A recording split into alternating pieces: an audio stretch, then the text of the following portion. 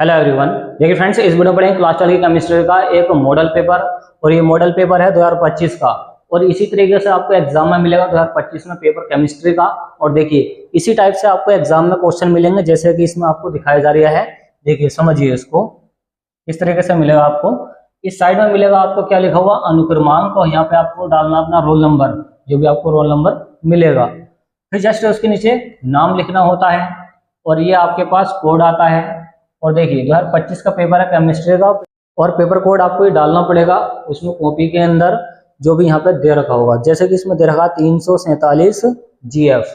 और पूर्णांक कितना मिलेगा आपको, 70 नंबर का पेपर मिलेगा, 30 नंबर के प्रैक्टिकल के होते हैं। और जस्ट उसके नीचे आपको क्या मिलेगा, समय मिलेगा 3 घंटे 15 मिनट का। 15 मिनट जो है आपको पेपर को पढ़ने के लिए मिलेंगे। पेपर को पढ़ें ध्यान से और उसमें से छांट लें कि कौन कौन से क्वेश्चन आप अच्छी तरीके से कर पाएंगे, उनको पहले कर दें और जो बाद में हो रहे हैं उनको बाद में कर दें। तो नोट में आपको दिया गया है कि प्रारंभ के जो 15 मिनट हैं वो प्रश्न पत्रों को पढ़ने के लिए दिए जाएंगे। इस पेपर को, इस क्वेश्चन पेपर को पढ़ने के लिए 15 मिनट मिलेंगे। ओके, चलिए। फिर उसके नीचे ये कुछ निर्देश दिए गए हैं कि सभी प्रश्न अनिवार्य हैं। जितने भी सारे इसमें प्रश्न दे रखे हैं सभी अनिवार्य हैं। और इसमें कुछ अथवा में दे रखे होते हैं, अथवा वाले आप या में कर सकते हैं। और प्रत्येक प्रश्न के निर्धारित अंक उसके समक्ष दिए गए, मतलब कौन सा प्रश्न कितने नंबर का उसके जस्ट आगे लिखा हुआ है। गणनात्मक प्रश्नों में गणना के समान पद दीजिए, तो इस टाइप का आपके कुछ निर्देश दिए गए हैं। और देखिए क्वेश्चन क्या क्या रखे हैं उसको समझते हैं। देखिए पहला क्वेश्चन आपको मिलेगा एग्जाम में कि इस प्रश्न के प्रत्येक खंड में 4 विकल्प दिए गए हैं, सही विकल्प को चुनकर उसे अपनी उत्तर पुस्तिका में लिखिए। तो शुरू में आपको मिलेंगे क्या, ऑब्जेक्टिव क्वेश्चन। ओके, तो देखिए किस टाइप के आ रखे हैं, इनको आप याद कर लें, ये बार बार रिपीट होते रहते हैं। देखिए का वाला है, किसी बिलियन के अणुसंख्यक गुणधर्म निर्भर करते हैं। तो कोई बिलियन है, देखिए बिलियन वाले चैप्टर से आ रखा पहला क्वेश्चन ही है, और पहला चैप्टर भी यही है, किसी बिलियन के अणुसंख्यक गुणधर्म निर्भर करते हैं। तो उनके जो गुणधर्म है वो किस पर निर्भर करते हैं। तो पहला ऑप्शन है विलय के कणों की संख्या पर, विलय के कणों की प्रकृति पर, विलायक के कणों की प्रकृति पर, या फिर विलय तथा विलायक के दोनों के कणों की प्रकृति पर। और इसका जो करेक्ट आंसर है वो है, और इसका करेक्ट वाला ऑप्शन है पहला वाला कि विलय के कणों की संख्या पर। तो इस सारे के सारे जो ऑप्शन है जो दिए गए हैं सब आपको याद होने चाहिए, इसी में से रिपीट हो जाता है क्वेश्चन। दूसरा क्वेश्चन क्या है खा वाला कि KMnO4 में Mn की ऑक्सीकरण संख्या क्या होगी। देखिए ऑक्सीकरण संख्या आपको निकालनी आनी चाहिए, तो इसमें पूछा है Mn की। तो यहाँ पर देखिए पोटेशियम पर कितनी ऑक्सीकरण संख्या होती है, 1। कितनी होती है, 1। शुरू में कौन है, K, पोटेशियम है। Mn का मान हमें निकालना है, जिसका मान निकालना होता है हम उसको x मानते हैं। इस तरीके से आप x मान सकते हैं। अब देखिए अब ऑक्सीजन का कितनी होती है, और देखिए ये जो 4 है ये गुणा में है, ये O4 इस तरीके से लिखा हुआ है बेस में है, तो हम इसको गुणा में लिखेंगे। अब क्या लगाएंगे, +4 इंटू, और ऑक्सीजन पे कितनी होगी, -2। ठीक, अब इसको सोल्व कर दें। 1 + x, 4 दूनी 8, प्लस माइनस माइनस के 8 कर देगा। ओके, देखिए प्लस है ये माइनस है, तो प्लस से माइनस को गुणा करते हैं तो माइनस का 8 आता है। 1 में से 8 घटाएंगे तो बचेंगे क्या, माइनस के 7। क्या बचेंगे, माइनस के 7। संख्या को संख्या से सोल्व करते हैं, 1 में से 8 घटाएंगे बचेंगे क्या, 7। माइनस के अंदर माइनस का 7 है, बाहर जाके प्लस का हो जाएगा, किसका हो जाएगा, प्लस का। तो कौन सा वाला ऑप्शन मैच हो रहा है, शून्य। देखिए लास्ट वाला मैच हो रहा है प्लस का 7। तो इस तरीके से सोल्व करना था। ऑक्सीकरण संख्या देखिए आपको निकालने आनी चाहिए, और ऑक्सीकरण संख्या अगर आपसे निकालने नहीं आती तो कमेंट बॉक्स में बताइए, और इसकी वीडियो आपको अलग से मिल जाएगी। और अच्छी तरीके से समझाया जाएगा कि 1 कहाँ से आया है, ये 4 कहाँ से आ गया, ये 2 कहाँ से आ गया, सब आपको बता दिया जाएगा। ओके, चलिए। ग वाला क्वेश्चन क्या है, तीसरा वाला कि शुद्ध जल की मोलरता कितनी होती है। देखिए ये भी काफी रिपीटेड क्वेश्चन है, बार बार रिपीट किया गया है किसी न किसी पेपर कोड के अंदर। तो ये जो पेपर कोड है 347 है GF वाला। तो देखिए इसी पेपर कोड में मालूम किया गया है कि शुद्ध जल की मोलरता कितनी होती है। तो आपको याद रखना है कितनी होती है, 55.56। 55.56 सदाबहार क्वेश्चन है, ये आपको जरूर याद होना चाहिए, पक्का याद होना चाहिए। और नेक्स्ट वाला है कि प्रथम कोटि की अभिक्रिया के वेग स्थिरांक का मात्रक क्या होता है। देखिए वेग स्थिरांक होता है K, वेग स्थिरांक क्या होता है K, इसका हमें मात्रक बताना है। तो देखिए इसका मात्रक होता है second inverse, second inverse. Okay, इसकी टाइपिंग में प्रॉब्लम थी, तो यहाँ पे माइनस के 1 लगा लेना। तो इसका सी वाला ऑप्शन करेक्ट है कि वेग स्थिरांक का जो मात्रक होता है वो होता है सेकंड इनवर्स। ओके, याद कर लेना इसको। नेक्स्ट वाला है किस विटामिन की कमी से रतौंधी हो जाती है। अब ये रतौंधी क्यों होती है, देखिए कभी कभी आपने देखा होगा कि चलने रास्ते में और चकाचौंध आ गई आंखों के अंदर, आपको आ गया अंधेरा सा छा गया है, तो वो जो कंडीशन होती है वो होती है रतौंधी वाली। तो यहाँ पर किस विटामिन की कमी से रतौंधी हो जाती है हमें जानना है। Vitamin A, vitamin B, vitamin C, vitamin D. तो इसका करेक्ट ऑप्शन है विटामिन ए। विटामिन बी की कमी से क्या होता है, बेरी होता है। विटामिन सी की वजह से स्कर्वी रोग हो जाता है, जैसे कि मसूड़े खराब हो जाते हैं, दर्द होता है मसूड़ों में। और विटामिन डी की वजह से क्या होता है, देखिए अगर इसकी कमी आ गई तो हड्डियों में दर्द होगा, हड्डियां कमजोर होंगी, दांत कमजोर हो जाएंगे। तो इस टाइप से आप इसको समझ सकते हैं, ले सकते हैं इसका भी स्क्रीनशॉट। चलिए और देखिए ये क्वेश्चन नंबर 2 है। ये क्वेश्चन नंबर क्या है, 2 है। और दूसरे का क्या है, का वाला है। क्वेश्चन ये है कि किसी विलयन की मोलरता तथा मोललता के बीच में अंतर को स्पष्ट कीजिए। देखिए मोलरता और मोलरता, मोलैरिटी और मोलैलिटी, ये बार बार रिपीट हुए हैं क्वेश्चन दोनों के दोनों, कि मोललता किसको कहते हैं, मोलरता किसको कहते हैं। तो इस टाइप के क्वेश्चन आपको जरूर तैयारी करने चाहिए। इनके मान जो है तापक्रम में परिवर्तन के साथ किस प्रकार प्रभावित होते हैं, मतलब टेम्परेचर का क्या असर पड़ता है। तो ये 2 नंबर का क्वेश्चन है। नेक्स्ट वाला है कि विद्युत अपघटन संबंधी फैराडे के नियम लिखिए। जो फैराडे के जो 2 नियम थे, फैराडे के केवल आपको नियम लिखने हैं, सॉल्यूशन नहीं करना 2 नंबर में, केवल इसके नियम लिखने हैं। ओके, और फैराडे के नियम आपको बता दिए हैं, विद्युत अपघटन के नियम। अगर आपने ये वीडियो नहीं देखी तो प्लेलिस्ट में जाकर देख सकते हैं, ये सारे क्वेश्चन आपको मिल जाएंगे। और नेक्स्ट वाला है कि प्रथम कोटि की अभिक्रिया का अर्धायु काल 69.3 मिनट है, वेग स्थिरांक ज्ञात कीजिए। ये 2 नंबर का ये है न्यूमेरिकल। देखिए ये न्यूमेरिकल कैसे सोल्व होगा, क्या है ये फ्रेंड्स, ये है न्यूमेरिकल आंकिक प्रश्न।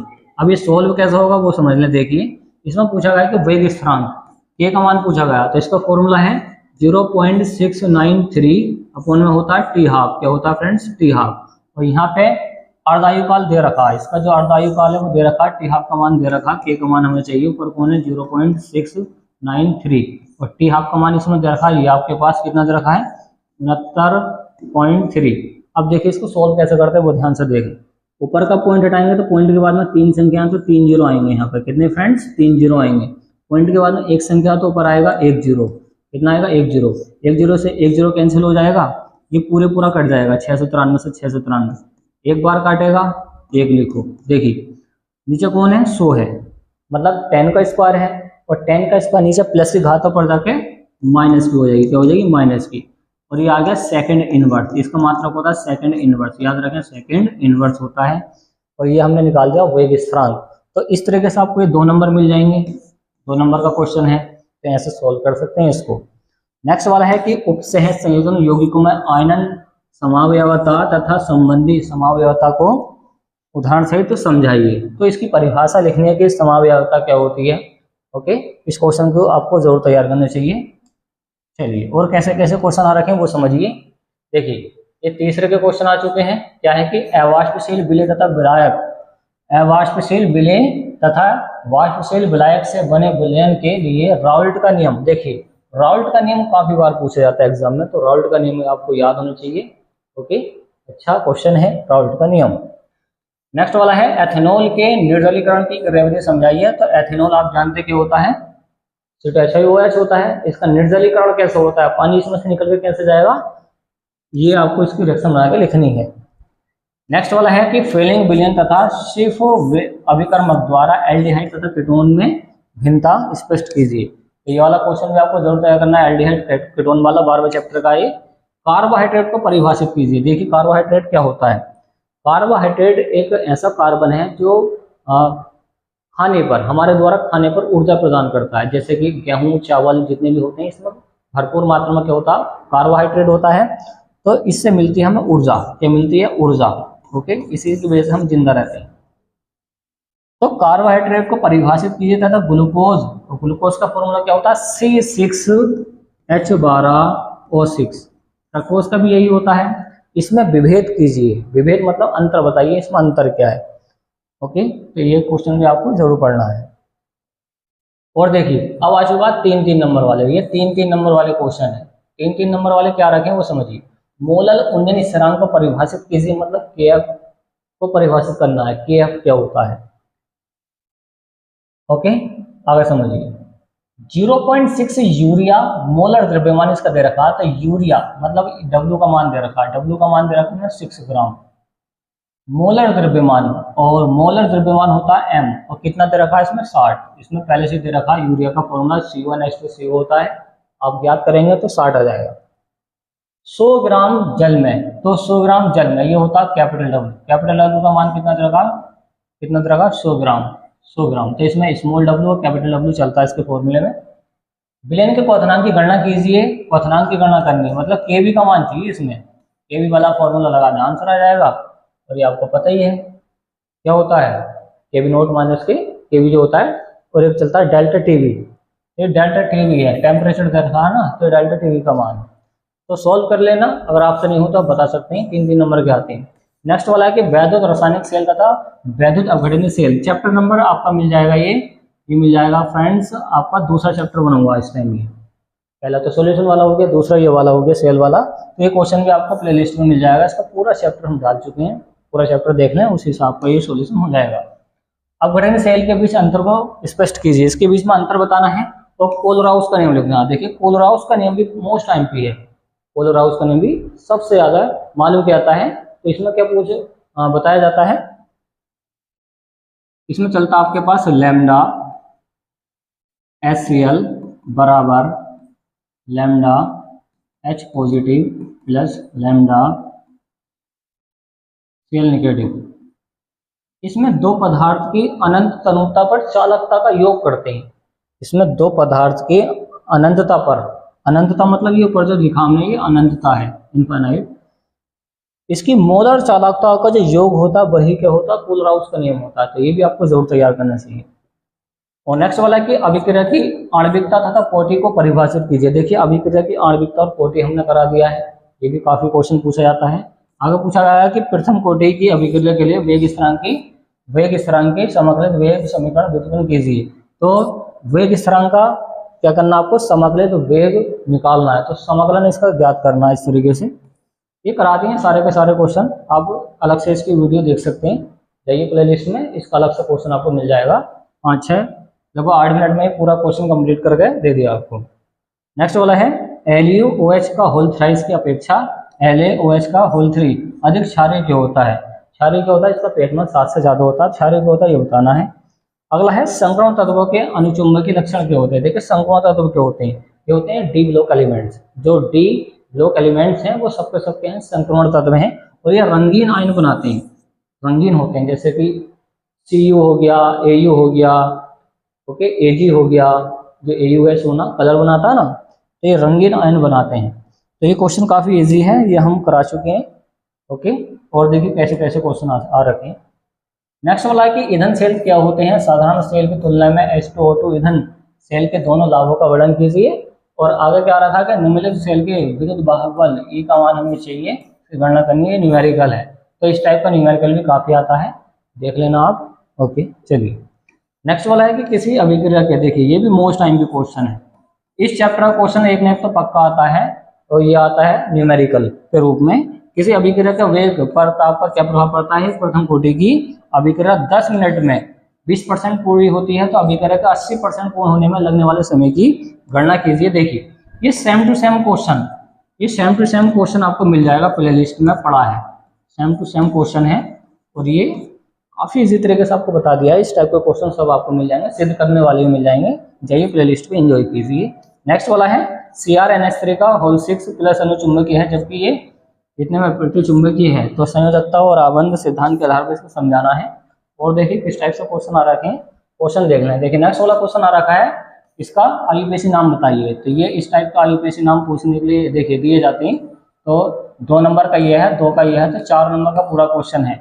आयुपेशी नाम इस तरीके के आते हैं।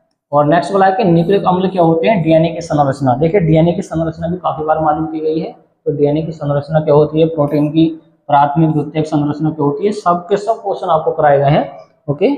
चलिए और देखिए कैसे क्वेश्चन आ रखे हैं इसमें। अब आता है क्या होता है जब। तो पहला क्वेश्चन दे रखा है कि एथिल ब्रोमाइड की अभिक्रिया सोडियम एथोक्साइड से कराते हैं तो क्या होता है। दूसरा एथिल क्लोराइड की अभिक्रिया अल्कोहलिक एसिड से होती है तो क्या होता है। क्लोरोबेंजीन की अभिक्रिया नाइट्रिक अम्ल से होती है तो क्या होता है। तो इस टाइप के क्वेश्चन काफी बार मालूम किए गए हैं। अगर आपसे ये नहीं होता तो ये वाला कर सकते हैं, आसान वाला क्वेश्चन। इसमें पूछा गया कि संक्षिप्त टिप्पणी लिखिए। क्या है कि शर्करा के किण्वन से एथेनॉल का बनना कैसे बनती है। राइमैट-टीमन अभिक्रिया क्या होती है, मोस्ट आईएमपी है, ये तो बार बार रिपीट होती रहती है, आपको जरूर तैयार करनी चाहिए। विलियमसन संश्लेषण विधि क्या होती है, ठीक है, सारे क्वेश्चन क्या है, मोस्ट आईएमपी क्वेश्चन है और यही क्वेश्चन बार बार रिपीट होते हैं। और देखिए कैसे कैसे क्वेश्चन आ रखे हैं इस पेपर के अंदर। अगला क्वेश्चन है कि ग्रिग्नार्ड अभिकर्मक द्वारा प्राथमिक द्वितीयक तथा तृतीयक अल्कोहल क्या होता है। तो ग्रिग्नार्ड अभिकर्मक क्या होता है, ये भी आपको क्वेश्चन मिल जाएगा, पढ़िए आराम से, एंजॉय कीजिए प्लेलिस्ट को। नेक्स्ट वाला है कि निम्नलिखित को आप कैसे प्राप्त करेंगे। तो फिनोल से पिक्रिक अम्ल कैसे बनता है, ये कैसे प्राप्त करना है, ये आपको करना है। एथेनॉल से मेथनॉल कैसे बनता है, ये अथवा वाला है, पीछा वाला कर दें, ये वाला कर दें, बात एक ही अथवा में दे रखा है। ओके, नेक्स्ट वाला है कि निम्नलिखित पर संक्षिप्त टिप्पणी लिखनी है। देखिए कैनिज़ारो अभिक्रिया मोस्ट आईएमपी, कैनिज़ारो अभिक्रिया मोस्ट आईएमपी। ओके, यह है गटरमान कोक अभिक्रिया, ये भी मोस्ट आईएमपी है। जितनी भी अभिक्रियाएं आती हैं, देखिए एल्डोल सब में भी आ चुकी है, ये सारे के सारे रिएक्शन हमने एक ही वीडियो में कवर करी थी, आप उसको भी जाकर देख सकते हैं। तो ये सारी के सारे रिएक्शन काफ़ी इजी तरीके से आपको बताई गई हैं। अगर आपसे नहीं आती है तो आप प्लेलिस्ट में मतलब कमेंट बॉक्स में बताइए, आपको अलग से और इसकी वीडियो मिल जाएगी। अगला है कि निम्नलिखित, देखिए अथवा में आ रखा, अगर ये नहीं हो रहा तो आप ये कर सकते हैं, क्या है, यह है रासायनिक समीकरण बतानी है इसकी कि एसिटिक अम्ल से एथिल एसीटेट कैसे बनेगा। एसिटिक अम्ल क्या होता है, सिरका होता है, इससे एथिल एसीटेट कैसे बनता है वो आपको बताना है।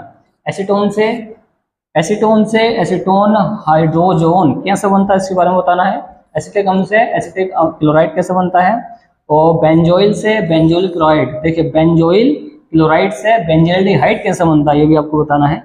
बेंजेएमाइड से बेंजोइक अम्ल। तो ये सारे क्वेश्चन क्या है, ये अथवा वाले आप ये कर सकते हैं या ऊपर वाले कर सकते हैं। मेरे हिसाब से तो सब ऊपर वाले करेंगे क्योंकि वो आसान है, इसमें थोड़ी थ्योरी और क्या है समीकरण चल जाती है। लास्ट क्वेश्चन आपको ये वाला मिलेगा कि निम्नलिखित पर संक्षिप्त टिप्पणी लिखिए, ये भी 5 नंबर का है। देखिए ग्रेविएबल थैलेमाइड संश्लेषण, ये भी विधि आपको लिखनी है। और होफमैन ब्रोमाइड, देखिए होफमैन वाली तो आप स्टार लगा लें, ये तो आती है। कार्बिल एमीन भी मोस्ट आईएमपी है, ये भी आप स्टार लगा लें, ये भी बहुत आती है। कौन सी, कार्बिल एमीन अभिक्रिया। या फिर कर सकते हैं अथवा वाले क्वेश्चन ये वाले कि बेंजीन कैसे प्राप्त होगी, क्लोरोबेंजीन कैसे बनेगी, नाइट्रोबेंजीन कैसे बनेगी।